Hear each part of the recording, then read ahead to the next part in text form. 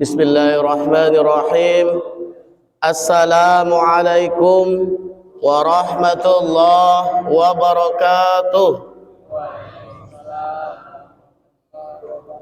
Alhamdulillah masih semangat walaupun pagi ini diguyur hujan dikit, tapi bapak-bapak dan ibu-ibu tetap semangat karena bapak-bapak sesungguhnya dan ibu-ibu sekalian, sholat berjamaah subuh ini dihitung sholat sepanjang malam oleh Allah Subhanahu wa ta'ala.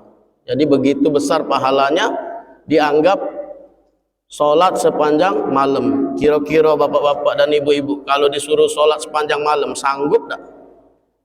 Aku rasa agak berat. Sehari mungkin sanggup, 2 hari sanggup, tapi kalau terusan mungkin tak sanggup.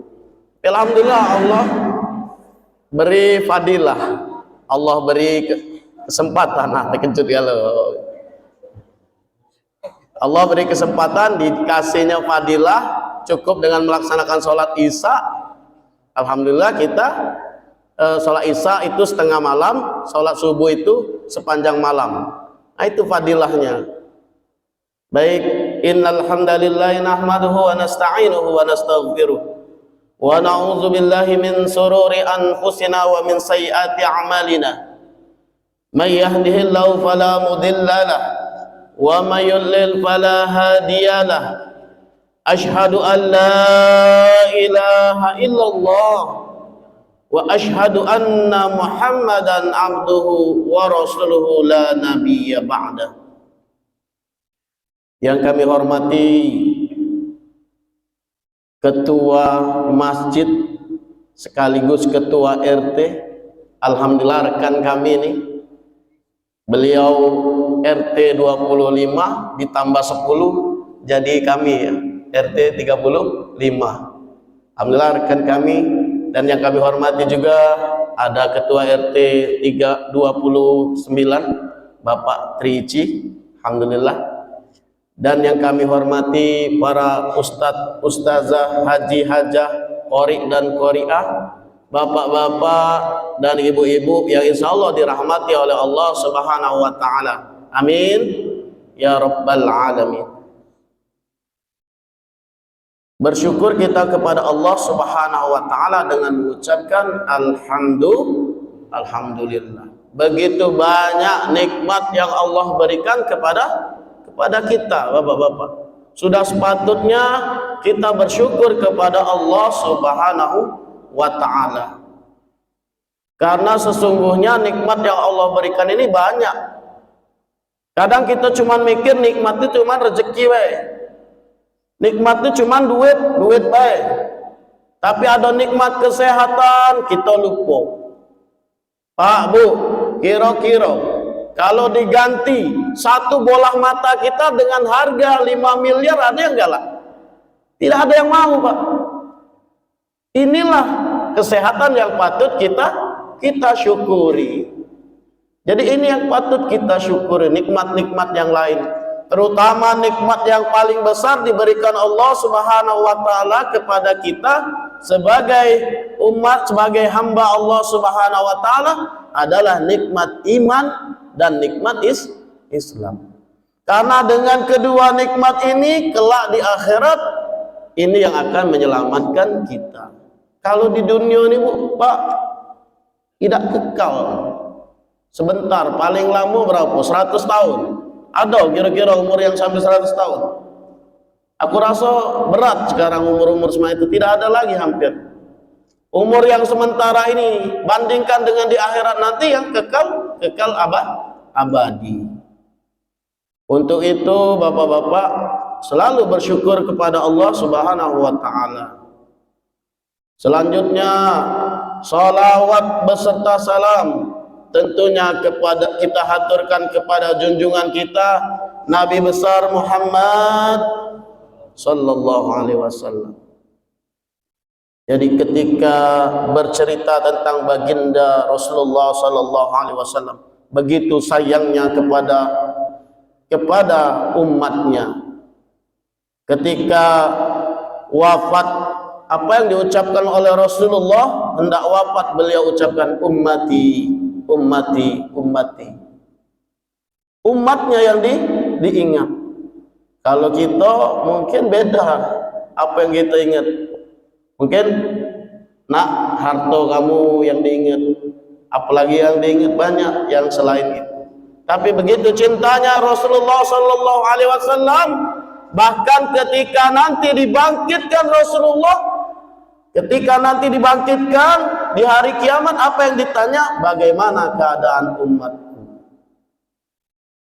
Bagaimana keadaan umatku? Begitu cintanya Rasulullah sallallahu alaihi wasallam kepada kita selaku umatnya, maka sudah sepatutnya bapak-bapak dan ibu-ibu sekalian, mari kita selalu bersolawat kepada baginda Rasulullah sallallahu alaihi wasallam. Apa cukup dengan bersolawat? Tidak juga, tapi kita juga menjalankan sunnah-sunnah baginda Rasulullah sallallahu alaihi wasallam.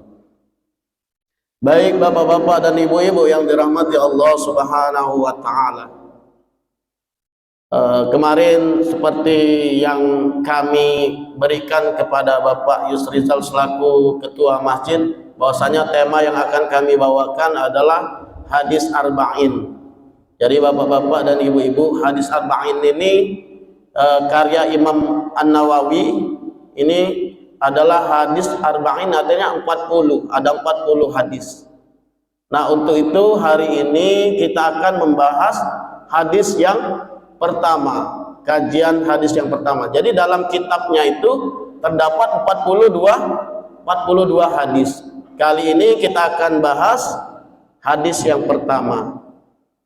Jadi hadis yang pertama yang ditulis oleh Imam An-Nawawi, yaitu setiap amalan itu tergantung pada niat. Dari Amirul Mukminin Abu Habsyah Umar ibn Khattab radhiyallahu an, ia berkata bahwa ia mendengar Rasulullah sallallahu alaihi wasallam bersabda, "Innamal a'malu binniyat wa innama likulli imri'in ma nawa. Faman kanat hijratuhu ila Allah wa rasulih wa hijratuhu ila Allah wa rasulih wa man kanat hijratuhu lidunya yusibuha aw amra'ati yankihuha wa hijratuhu ila ma hajara ilaih." Bahwa sesungguhnya Rasulullah sallallahu alaihi wasallam bersabda, sesungguhnya setiap amalan tergantung pada niatnya. Setiap orang akan mendapatkan apa yang ia niatkan. Siapa yang hijrah karena Allah dan Rasulnya, maka hijrahnya untuk Allah dan Rasulnya. Siapa yang hijrah karena mencari dunia atau karena wanita yang dinikahinya, maka hijrahnya kepada yang ia tuju. Hadis riwayat Muslim. Jadi yang kita akan bahas hari ini yaitu hadis pertama, hadis arba'in yang pertama dari Imam An-Nawawi. Jadi hadis ini menjelaskan bapak-bapak dan ibu-ibu bahwasanya amalan-amalan itu tergantung pada niat. Dan setiap orang akan mendapatkan balasan dari apa yang dia niatkan. Balasan yang sangat mulia ketika kita ikhlas karena Allah. Berbeda dengan seseorang yang berniat beramal hanya karena mengejar dunia, seperti karena mengejar wanita.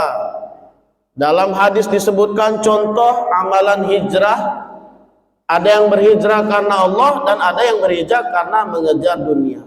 Kembali kepada sejarah bapak-bapak dan ibu-ibu, ketika Rasulullah sallallahu alaihi wasallam berhijrah, mengajak umatnya, mengajak kaumnya pada saat itu,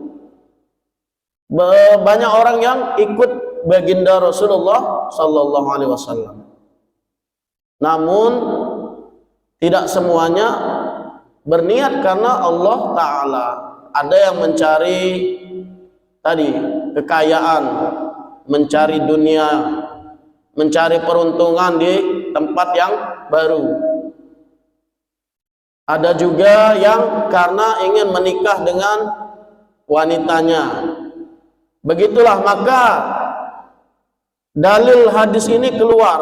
Jadi keluarlah hadis ini mengenai masalah niat. Bapak-bapak dan ibu-ibu yang dirahmati Allah Subhanahu wa taala, niat artinya keinginan.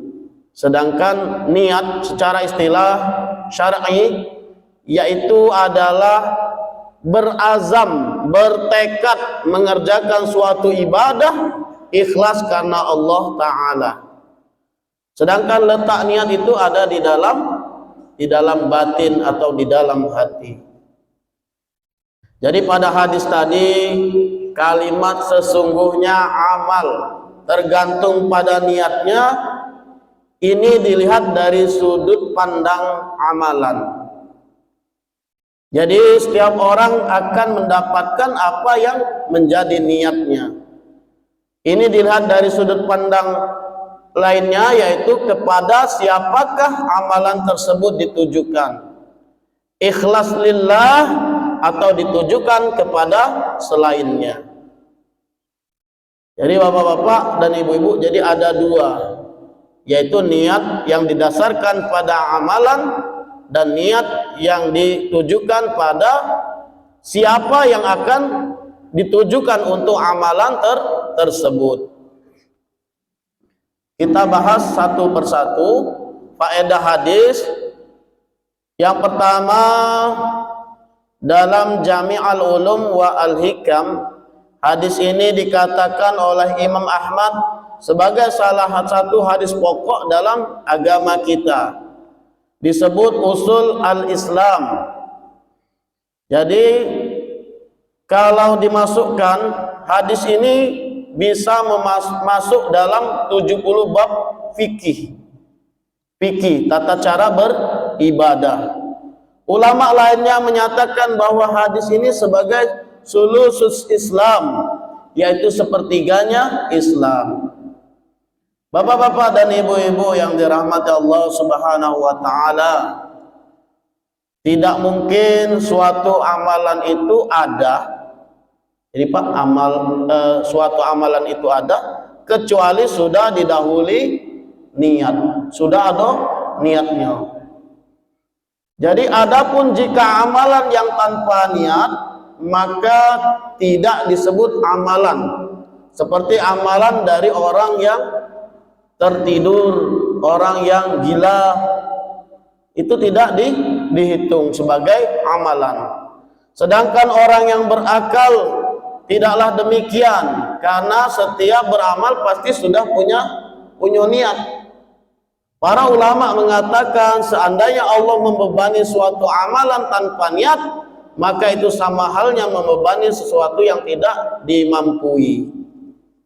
Kenapa kita mampu melakukan suatu amalan? Karena kita ada niat, Pak Bu. Kalau kita ada niat, maka kita bisa melakukan amalan-amalan tersebut. Selanjutnya, setiap orang itu akan, dari hadis ini, setiap orang akan mendapatkan apa yang ia niatkan. Maksud hadis tersebut adalah setiap orang akan memperoleh pahala apa yang dia niatkan. Kalau kita niat, itulah yang mendapatkan pahala atau balasan dari Allah Subhanahu wa taala. Dalil pada hal ini yaitu ada hadis dari Abu Yazid Ma'an bin Yazid bin Al-Anas radhiyallahu anhum, ayah dan kakeknya termasuk sahabat Nabi sallallahu alaihi wasallam, di mana Ma'an berkata bahwa ayahnya yaitu Yazid pernah mengeluarkan beberapa dinar untuk niatan sedekah. Ayahnya lalu meletakkan uang tersebut di sisi seorang yang ada di masjid. Maksud ayahnya mewakilkan sedekah tadi pada orang yang ada di masjid. Lantas Ma'an pun mengambil uang tadi. Lalu ia menemui ayahnya dengan membawa uang dinar tersebut. Kemudian ayah Ma'an Yazid berkata, sedekah itu sebenarnya bukan kutujukan kepadamu. Ma'an pun mengadukan masalah tersebut kepada Rasulullah sallallahu alaihi wasallam. Lalu beliau Rasulullah sallallahu alaihi wasallam bersabda, "Laka ma nawaita ya Yazid, wa laka ma ahadta ya Ma'an." Engkau dapati apa yang engkau niatkan wahai Yazid, sedangkan wahai Ma'an engkau boleh mengambil apa yang engkau dapati. Hadis di atas menunjukkan bahwa setiap orang akan diganjar sesuai yang ia niatkan, walaupun realita yang terjadi ternyata menyelisihi yang ia maksudkan. Termasuk dalam sedekah, meskipun yang menerima sedekah adalah bukan orang yang berhak. Jadi pada saat itu bapak-bapak dan ibu-ibu, Yazid, orang tua dari Ma'an ini, sahabat Rasulullah, Yazid, dilihatnya ada orang yang dia tidak ketahui disedekahkannya niatnya. Ternyata sedekah itu malah kepada anaknya sendiri, Ma'an tadi. Dilaporkanlah hal ini kepada Yazid bahwasanya menerima uang tadi. Ayahnya tidak tahu diterimanya uang tadi. Lalu kata Yazid, sesungguhnya aku berniat sedekah bukan untukmu. Maka hal ini dilaporkan kepada baginda Rasulullah SAW. Maka kata Rasulullah, tadi dikatakan bahwasanya Yazid memperoleh pahala sesuai apa yang dia niatkan, walaupun itu kembali kepada anaknya sendiri. Kalau contoh di dunia sekarang, mungkin sekarang di era sekarang, mungkin bapak-bapak dan ibu-ibu, misalnya kita berniat bersedekah kepada panti asuhan misalnya. Ternyata panti asuhan ini cuman kedok saja misalnya, ini contoh. Walaupun kita bersedekah kepada panti yang tidak tepat, pada akhirnya kita ketahui, tapi insya Allah dengan niat yang kita lakukan, pahala itu tetap dapat. Karena tergantung dari niat yang kita berikan, bapak-bapak dan ibu-ibu. Innamal a'malu binniyat.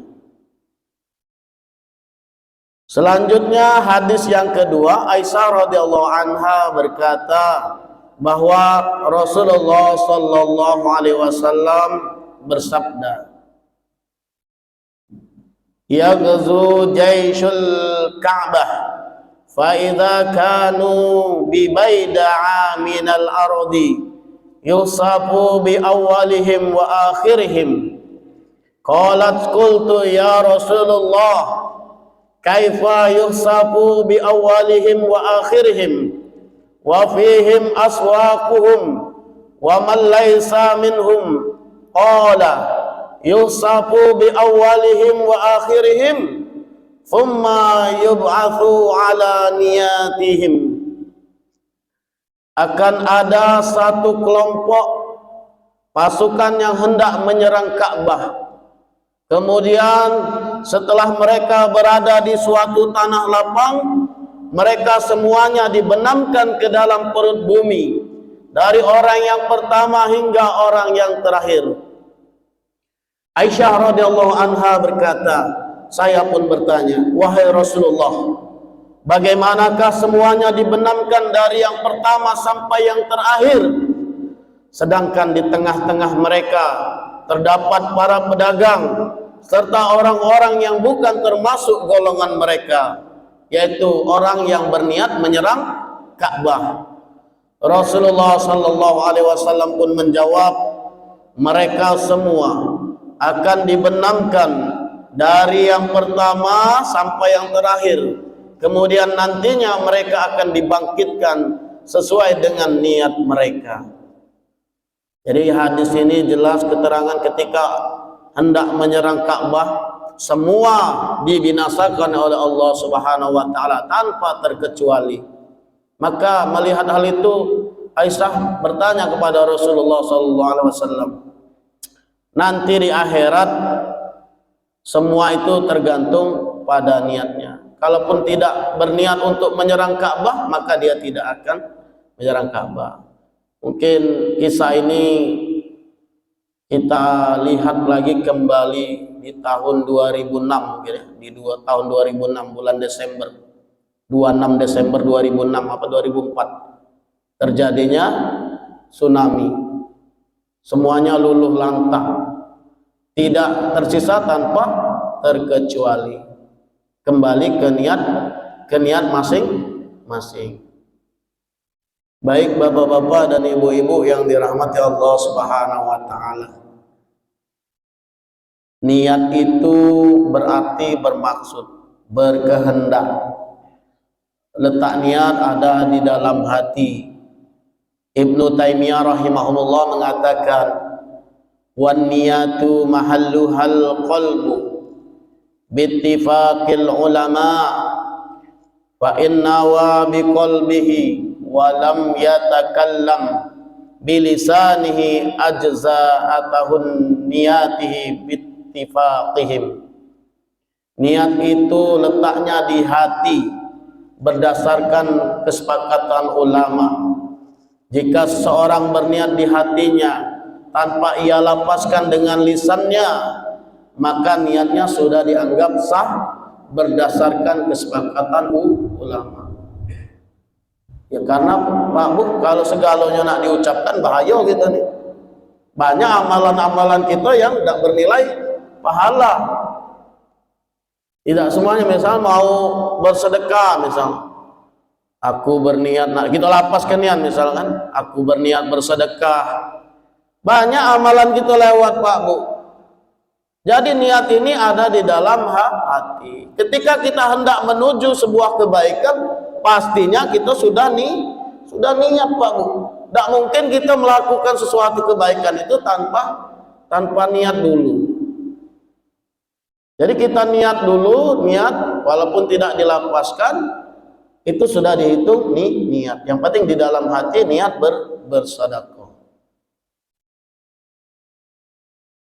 Kemudian Syekhul Islam Ibnu Taimiyah rahimahullah juga menjelaskan, siapa saja yang menginginkan melakukan sesuatu, maka secara pasti ia telah berniat.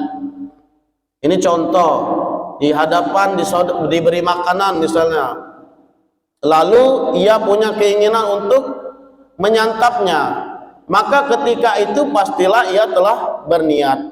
Demikian juga ketika mungkin kita berkendaraan atau melakukan perbuatan lainnya. Bahkan jika seorang dibebani suatu amalan lantas dikatakan tidak berniat, maka sungguh ini adalah pembebanan yang mustahil. Karena tidak setiap orang yang hendak melakukan suatu amalan yang disyariatkan atau tidak disyariatkan, pastinya telah mendahului dalam hatinya. Inilah yang namanya niat. Karena Pak Bu, sebelum kita melaksanakan suatu kebaikan, suatu ibadah, itu kita ada ilmunya pastinya. Ada ilmunya. Kenapa kita bersedekah? Karena kita tahu bahwasanya ketika kita bersedekah kita mendapatkan balasan pahala dari Allah Subhanahu wa taala. Jadi itu adalah ilmunya. Sekarang Pak Bu, niat itu sebenarnya ada dua macam tadi kan. Pertama, niat pada siapa yang ditujukan amalan tersebut. Kemudian niat untuk amalan. Makanya dalam niat kita, dalam sholat kita itu ada lillahi ta'ala. Jadi ini yang ditujukan kepada Allah Subhanahu wa taala. Jadi niat yang pertama ini Bapak-bapak, niat yang ditujukan mengharap ridho Allah Subhanahu wa taala dan kehidupan akhirat. Inilah yang dimaksud dengan niat yang ikhlas. Niat ikhlas adalah niat karena Allah Subhanahu wa taala. Sedangkan niat amalan, kenapa kita punya niat amalan itu ada dua fungsi Bapak-bapak dan Ibu-ibu. Yang pertama untuk membedakan manakah adat, manakah kebiasaan, manakah ibadah. Ambil contoh Pak, Bu, puasa sunnah misalnya. Ada yang puasa Jadi puasa itu sendiri adalah meninggalkan makan, minum, dan pembatal puasa. Namun kadang orang ini tidak puasa karena memang sudah jadi kebiasaan dia. Taruhlah, katakanlah dia miskin misalnya, tidak makan seharian tanpa ada niat, itu dinilai bukan ibadah. Itu hanya sekedar lapar dan haus biasa saja. Makanya itu perlu niat. Kemudian yang kedua, apa fungsinya untuk membedakan, Pak Bu? Namanya ibadah kita ini kan ada ibadah fardu ain, ada fardu kifayah. Sholat juga ada sholat sunnah, ada sholat wajib. Sholat sunnah juga ada sholat witir, sholat tahiyatul masjid, sholat itu dengan niat. Tidak mungkin kan Pak Bu, sholat apa? Siang-siang ditanya, kau sholat apa? Sekitar jam 9 aku sholat tahajud. Kan tidak masuk. Tapi kalau kita ditanya sholat duha, karena apa? Karena aku niat sholat duha, bukan niat sholat tahajud. Baik bapak-bapak, dan Allah Shallallahu Alaihi Wasallam itu berhijrah, mengatakan masalah hijrah. Apa itu hijrah? Kalau secara benerannya hijrah itu berpindah dari satu tempat ke tempat yang lain. Jadi memang ada kewajiban hijrah ketika kita sudah tidak sanggup lagi menampakkan syiar agama. Misalnya di kampung ini kita sudah tidak bisa lagi melaksanakan syiar agama. Misalnya di kampung ini banyak orang kafir misalnya.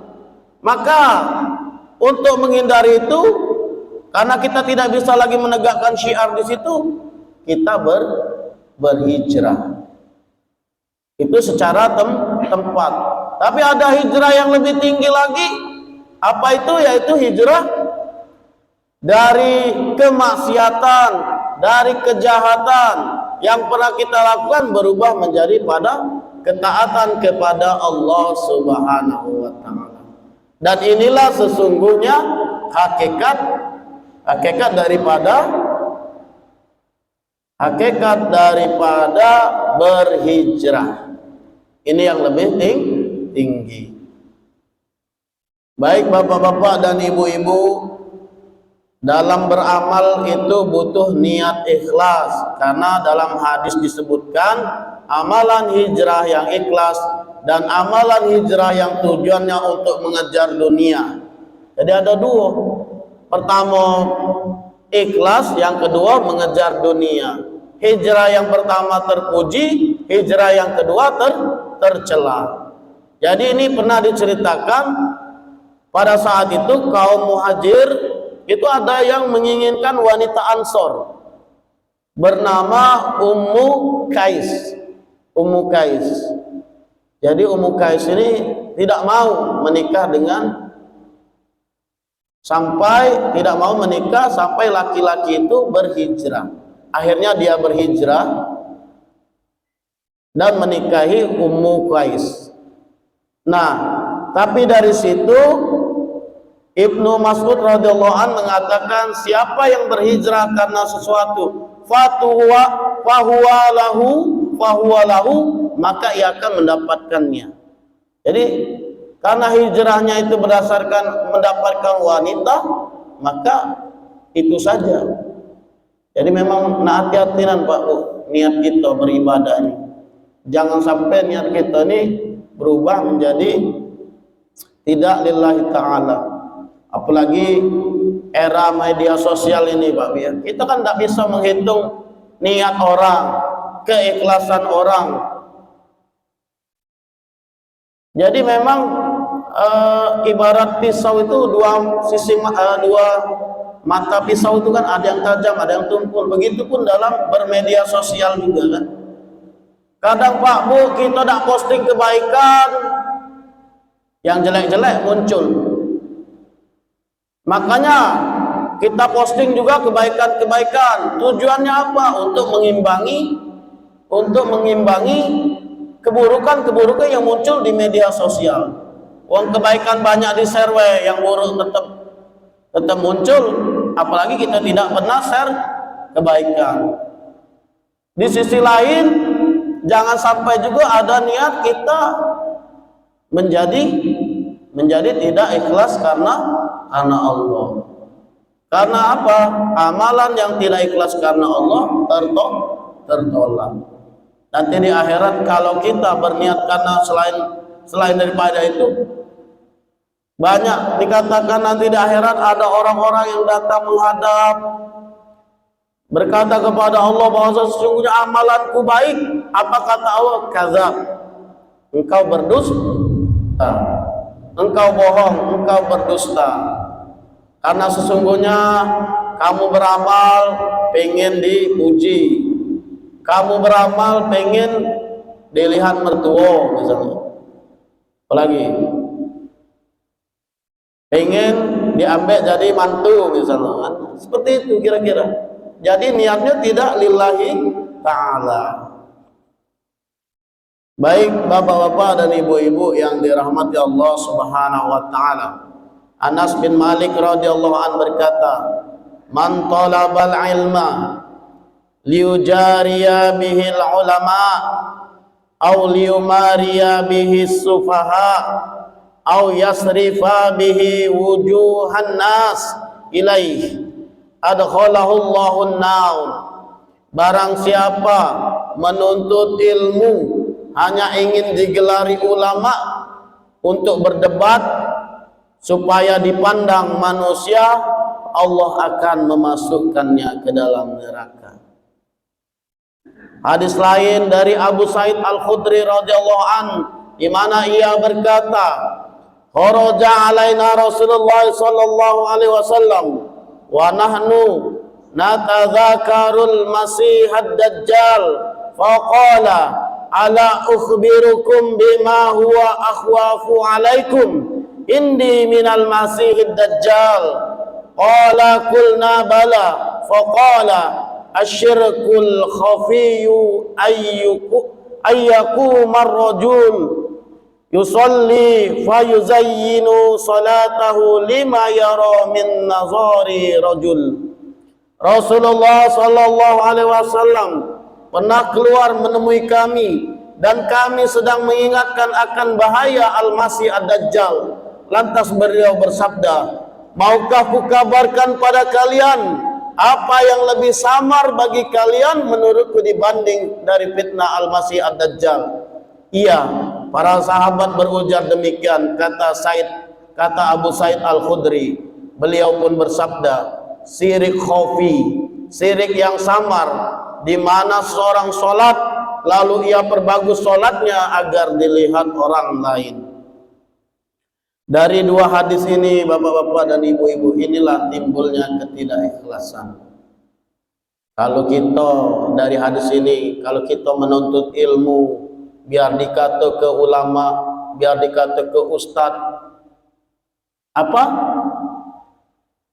Tempatnya di neraka, kata Rasulullah SAW, bukan kata saya. Hadis riwayat Tirmizi. Sedangkan yang lain, ketika sahabat berbicara mengenai bahayanya Dajjal nanti di hari kiamat, menjelang hari kiamat Dajjal turun, semua orang itu terkena fitnah Dajjal, semua orang itu menjadi pengikut Dajjal. Mudah-mudahan kita tidak sampai ketemu.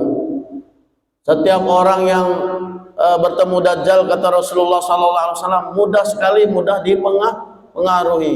Bahkan orang-orang yang beriman pun, ada yang beriman pun masih bisa goyah. Tapi kata Rasulullah, ada yang lebih bahaya lagi. Apa itu?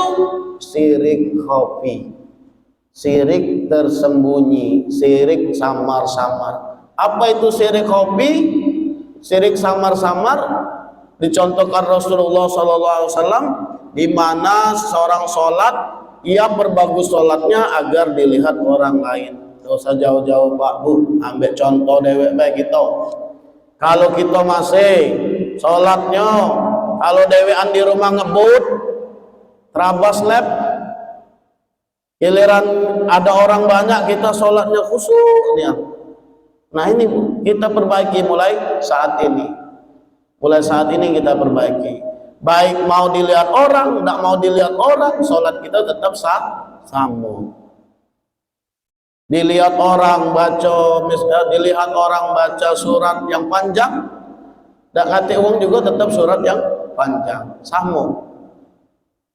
Giliran banyak uang kita panjang ke suratnya. Giliran di rumah baca kulhu misalnya kan. Karena nak cepat baik misalnya. Tapi tidak masalah membaca qul huwallah selama dengan khusyuk, dengan benar. Jadi pertanyaannya yang timbul dari dua hadis ini, cak mano kalau amalan kita ini bercampur dengan riya, bercampur tidak ikhlas. Di sini dikatakan ada 3. Jadi yang pertama, jika riya ada dalam semua ibadah, riya seperti ini hanya ditemukan pada orang munafik dan orang kafir. Pokoknya segala niat kebaikan dia, amalan dia itu semuanya karena riya. Riya galau. Ini yang digolongkan sebagai orang munafik dan orang kafir. Lalu ada juga ibadah itu awalnya tuh udah ikhlas, awalnya udah ikhlas, namun di pertengahan jadi maksudnya awalnya ya tidak ikhlas, namun ibadahnya ini kalau kita udah ikhlas tidak sah. Apapun ibadah yang ditujukan kepada selain Allah itu tidak sah. Jadi kalau yang pertama tadi riya galau itu orang munafik dan orang kafir, selanjutnya orang muslim yang ibadahnya tidak ikhlas, seluruh ibadahnya tidak diterima oleh Allah Subhanahu wa taala. Jadi Pak Bu, kita kan hidup ada patokan. Yang tahu bahwasanya kita niat ikhlas, apa dah ikhlas itu diri kita sendiri. Sebagai manusia, tentunya kita tidak luput dari godaan setan. Jadi bagaimana ketika kita mulai dah ikhlas, misalnya mulai kembali ke niatkan awal lagi, niat bahwasanya kita mencari mardotillah, mencari ridho Allah Subhanahu wa taala. Jadi ada lagi jika niat awal ibadahnya ikhlas, awalnya ikhlas, lalu di pertengahan tidak ikhlas, ditujukan kepada makhluk, maka pada saat itu ibadahnya juga batal. Kemudian lagi ada yang niat awal ibadahnya ikhlas, di pertengahan ia tambahkan amalan tadi kepada selain Allah. Misalnya dengan ia memperpanjang bacaan Quran dari biasanya karena ada temannya, maka tambahan ini yang dinilai batal. Jadi Pak Bu, jadi seandainya kita niatnya ikhlas karena Allah, namun tadi contoh di sini, nah ketika dilihat teman kita panjang lagi, jadi mulai gugur pahala yang sesudahnya ini. Namun niat awal tetap ada dan tidak batal. Nah inilah amalan yang bercampur dengan riya. Nanti jam berapa biasa Pak? Jam 6. Oh siap. Jadi bapak-bapak dan ibu-ibu yang dirahmati Allah Subhanahu wa taala, kita tanya dulu kira-kira biasanya sampai jam berapa. Aku nih kalau ngomong kadang enggak ini Pak, enggak sudah ibaratnya. Apalagi jengok bapak-bapak dan ibu-ibu subuh di sini, alhamdulillah semangat, banyak jemaahnya. Jadi semangat Pak. Kita tausiah yang dengar 3 orang itu lain Pak. Dengan kita tausiah yang dengar banyak, semangat dari itu. Nah, seperti itu. Jadi bapak-bapak dan ibu-ibu yang dirahmati Allah Subhanahu wa taala, orang itu niatnya pahalanya itu berbeda-beda Pak Bu. Walaupun sama-sama manusia, derajatnya keikhlasan itu beda-beda. Sebagaimana Nabi katakan, la tasubbu ashabi walau anna ahadakum anfaqa mithla uhudim dhahaban ma balagha mudda ahadihim wala nasifah. Janganlah kalian mencela sahabatku, seandainya salah seorang di antara kalian menginfakkan emas semisal gunung Uhud, maka itu tidak bisa menandingi satu mud infak sahabat, bahkan tidak pula separuhnya. Hadis riwayat Bukhari dan Muslim. Jadi jangan sekali-kali kita mencela, menghina amalan sahabat. Kata Nabi, walaupun kita sedekah emas sebesar gunung Uhud, itu tidak ada apa-apanya dibanding infaknya satu mud. Satu mud itu segenggam ya, segenggam apa yang diinfakkan oleh para sahabat. Karena saking ikhlasnya para sahabat. Tapi bapak-bapak dan ibu-ibu, kita jangan putus asa sebagai umat akhir zaman. Karena Pak Bu, banyak kan kita dapat fadilah amal. Kenapa?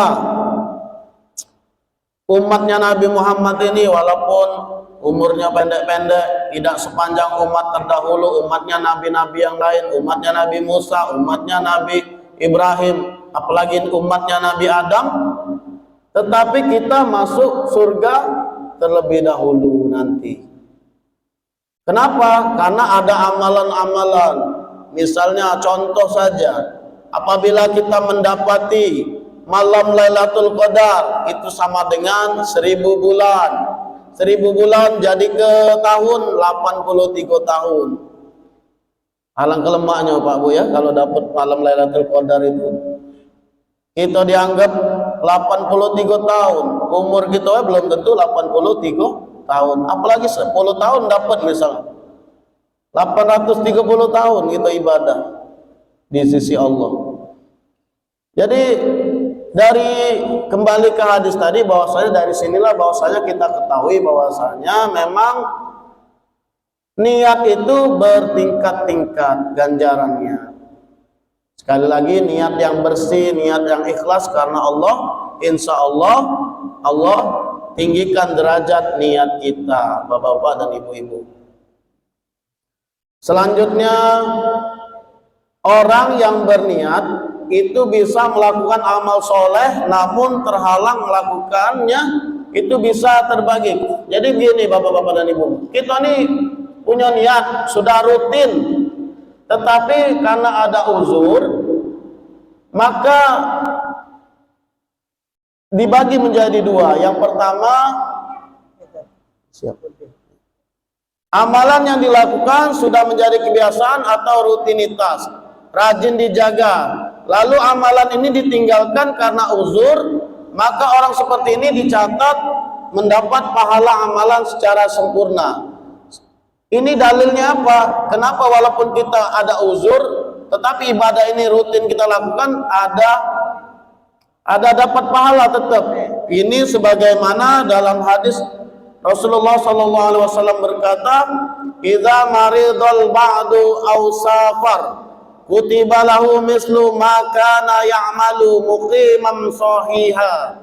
Jika salah seorang sakit atau safar dalam perjalanan, maka ia dicatat mendapat pahala seperti ketika ia dalam keadaan mukim tidak safar atau ketika sehat. Jadi dari hadis ini dikatakan bahwasanya seandainya kita melakukan rutinitas, misalnya karena uzur, misalnya sakit Pak Bu, kita ini rutin sholat berjamaah di masjid, hampir tidak pernah meninggalkannya, misalnya berjamaah, sholat berjamaah di masjid. Namun karena ada uzur, karena sakit, kita tidak sholat di masjid, sholat di rumah, maka dihitung pahala sama seperti kita sholat di masjid. Kenapa? Ini adalah karena kita istiqomah. Emang yang paling susah nih istiqomah, Pak Bu. Kita bisa bayar, misal dalam satu waktu kita membaca Quran langsung 5 juz. Baca Quran langsung 5 juz. Tetapi tidak baca lagi, lama tidak baca lagi. Beda dengan walaupun sedikit-sedikit, sehari 1 halaman, sehari 1 halaman, itu lebih baik daripada kita yang baca langsung banyak tapi sudahnya tidak lagi. Nah, inilah keutamaan untuk beristiqomah di jalan Allah. Bapak-bapak dan ibu-ibu, mungkin itu yang dapat kami sampaikan pada hari ini, yaitu tentang hadis pertama daripada kitab karya Imam An-Nawawi, yaitu hadis Arba'in, hadis yang pertama. Mudah-mudahan dapat kita sambung lagi di lain kesempatan. Mungkin kami cukupkan untuk tausiah hari ini. Ada benarnya datang dari Allah Subhanahu wa taala, dan ada banyak salahnya mungkin itu adalah karena kebodohan dan kefakiran dari ilmu yang kami miliki. Untuk itu mari sama-sama kita semua beristighfar.